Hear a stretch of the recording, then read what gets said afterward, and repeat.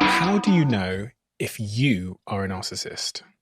Does a narcissist know they are one? Is there a narcissist test one can do? There's about 5 to 6 tests out there that are designed to detect narcissism in its various ways.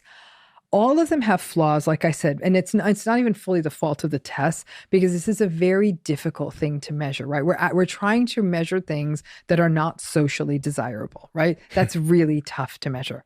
So a lot of the narcissism tests will measure things like and some entitlement, assertiveness, self-importance that people may not find as offensive, but the research actually shows that narcissistic people overestimate their empathy and underestimate their negative effect on other people. They do not have a clear look at themselves. They really have an almost diluted sense of who they are and how they go through the world. So when a person says to me, I think I'm narcissistic, I always say, hold the presses. You need to tell me a little bit about you, because there's a lot of people out there who think of themselves as narcissistic because they're in relationships with narcissistic people who have told them over the years, you are such a selfish person, because this unfortunate person is doing simple things like saying, hey, could we go where I want to go for dinner once? Or, I want to talk about my feelings. And then their narcissistic partner saying, oh my gosh, you're so selfish. And they're really sort of indoctrinated into this idea, or gaslighted into this idea that there's something narcissistic about them. Once we clear the decks of that, is there a subset of people out there who are narcissistic and are kind of in some awareness, like this might be who I am? Yes. And we call them self-aware narcissistic people. They're out there. Some of them view narcissism as their superpower. They say, like, don't take this away from me. This is why I've got the edge. This is why I close the sale. This is why I'm the man. I had one client who was like, I'm the man. And I'm like, oh my gosh, you sound like a 6-year-old, but okay. Do men come to you, women come to you and say, I am a narcissist? Yes, I've had that happen. It's not common. I can count on one hand the number of times it's happened. And did you agree with them? I did about an hour, yeah. What were they? How did they figure out they were a narcissist? What were they saying?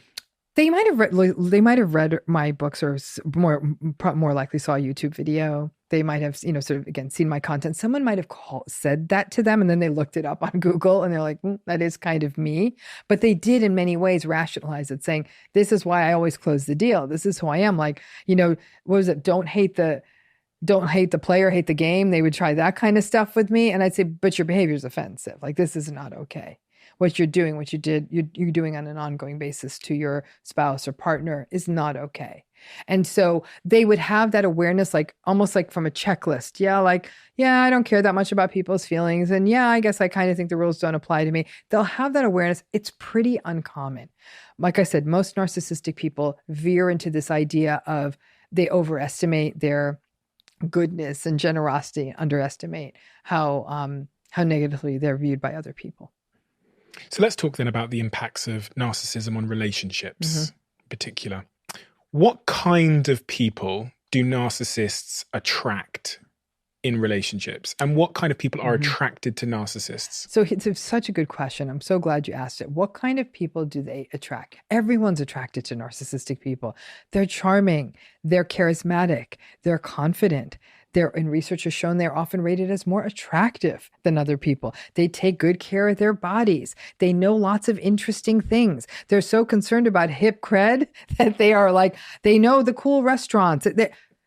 All of us have been indoctrinated to think that these are the people we're supposed to be dating, right? Who says no to charm, charisma, and attractiveness? Me, maybe, but just about nobody else would do that. So we're all attracted to them, right? And even with the vulnerable narcissistic folks, you'll say, really? Someone's going to be attracted to sullen and resentful? Well, that's not how they come off when you first meet them. Many times a vulnerable narcissistic person looks like a vulnerable child who needs to be rescued. So if you like rescuing people or puppies or any small vulnerable creature, that's going to seem actually very attractive to you. So we're all attracted to them. What are they attracted to in us? What they're attracted to in us is our supply. Now, supply can mean different things to different narcissistic folks. Classical sorts of supply are we attractive? If we're attractive, if we have some form of social status, if we have resource, if we have connections, the things that would get them supply. Here's where it gets wonky. Because the question, attractiveness is what attracts people. It's almost the wrong question. The more deep question is what gets people stuck in narcissistic relationships. Because narcissistic relationships start strong. These are people who are running their fastest miles in the beginning of the marathon. Like they're just like, go. And these can often feel like a fairy tale. It's glamorous and it's exciting and the dates are really interesting and they're very attuned. They may be very attentive. They focus on you and they figure what's going to work for you. If they really want to keep you close, they want to get you and they want to get you quick, because then you're like a butterfly under glass. Then they've got you captured. Because after all this good stuff happens, you've bought in. You might even be dubious for a while, saying, oh, seems too good to be true, or I don't know. But then people, I always say it's somewhere between 6 weeks and 6 months, the devaluing stage starts. And then they've got you, right? And you might get the passive aggressive digs, the minimizations, the lack of empathy, the withdrawing, the withholding. And people will say, where did that first 6 weeks go to? Like, wait a minute, we had such a good time. And as the devaluing begins, people start to blame themselves. So people who are more empathic, more forgiving, more optimistic, these are the kinds of people who get stuck because they're making allowances for this. They're saying, I mean, they were lovely and they did say they're having a really stressful time at work, but their behavior is consistently dismissive and rude. And so you keep making excuses. But then there's a few good days sprinkled in there. So one of the interesting things is a lot of people are trying to figure out if their partners are narcissists. Do people in relationships, especially long-term relationships, tend to know that they're dating a narcissist? Or is the narcissist gaslighted them to the point that they don't know? Until recently, most people did not know, because it feels like a disloyal thing to know about your partner. Many people say, I love my partner. We have built a life together. There are enough good days that leave them thinking like, there's something here.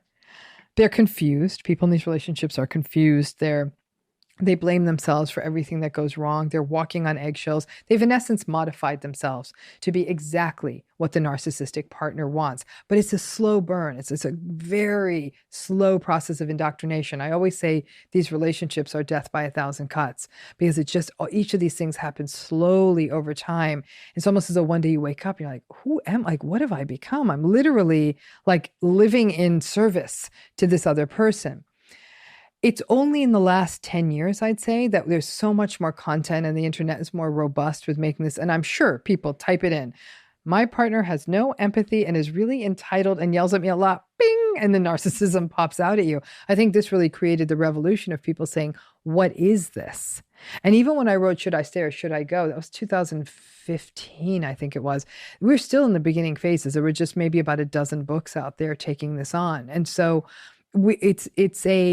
as more information gets out there, more people are clear that this is happening in their relationships. The hope is the earlier you identify it, the less indoctrinated, the less what we call trauma bonded you become.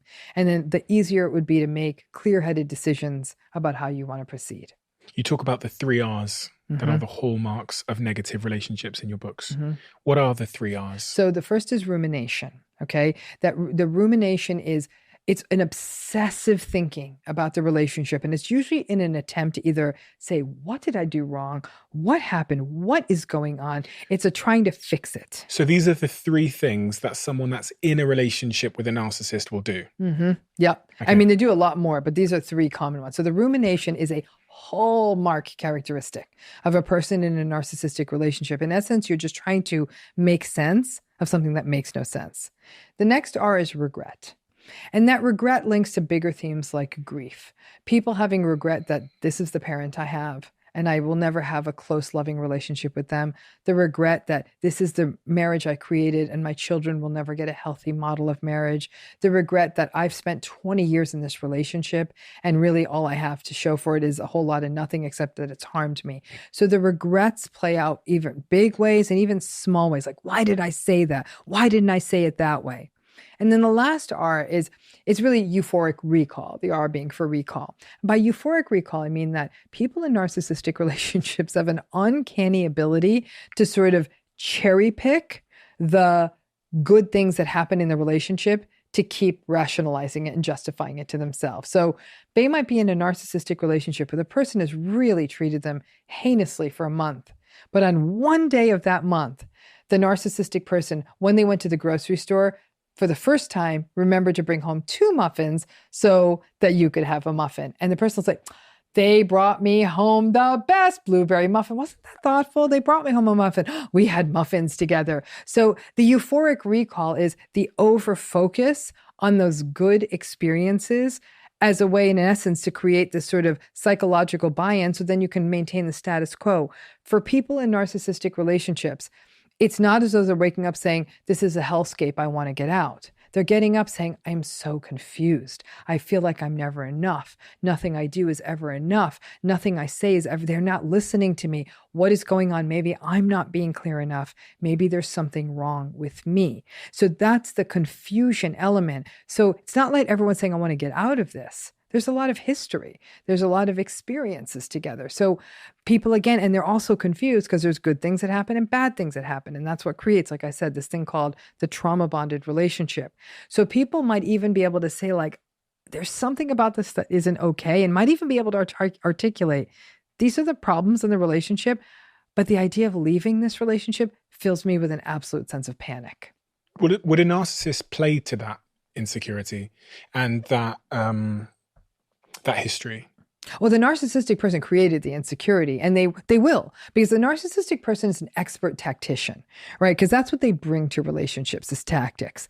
And so they are very expert at knowing, like, your wound is abandonment, piece of cake. So if you say, I can't do this anymore, I'm out, the narcissistic partner must say, okay, cool, let's call it quits. And you'll be like, oh, that's not what I wanted them to say. I wanted them to say they were going to fight for the relationship. You see what I'm saying? Like, it's so interesting because, and part of the reason narcissistic people are so successful is because they're so socially perceptive.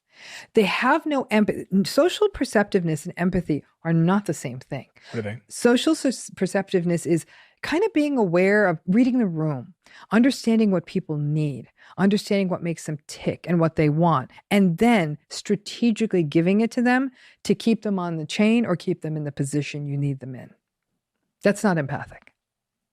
Can you cure narcissism, in your opinion? No, I don't, because I think that would imply changing a personality, which I don't think we can do.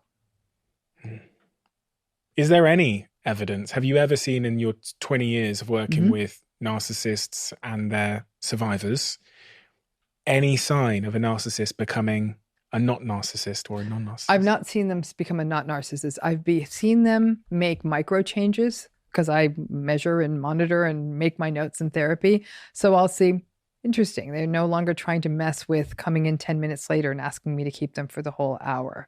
They are honoring the therapeutic frame. They're paying the bill when they decide not to show up at the last minute. I see tiny tweaks. I'll see people who'll come in and say, I screamed at my girlfriend again last night and that wasn't cool. So I was like, whoa, that's insight. Like, I'll run with it.